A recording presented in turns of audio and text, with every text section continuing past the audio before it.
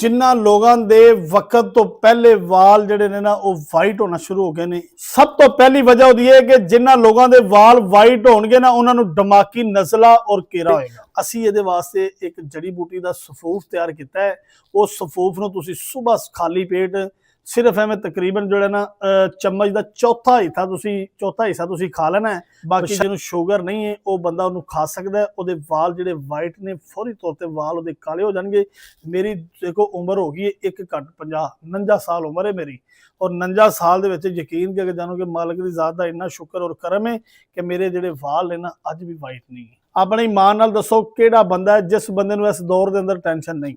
देखो अल्लाह की तरफों जो आ गई उदों तो जी रात कबर जो बाहर तो नहीं, मगर कम सो कम जिन्नी देर बंदा दुनिया ते रवे उन्नी देर तक तंदुरुस्ती ना जिंदा रवे ना। हकीम साहब बड़ा दुनिया ते पैसा कमा लिया, बड़ा कुछ हो गया है, मैं रब कोलों की मंगा? मैं कहा रब कोलों यकीन करके दिन सेहत मंगया कर। पैसों के नाल सेहत भी रखा करो, अपनी सेहत का ख्याल भी रखा करो। अगर तुहानूं कोई हकीम चंगा ना लभे तो हकीम यासी नाल राबता भी कर लिया करो।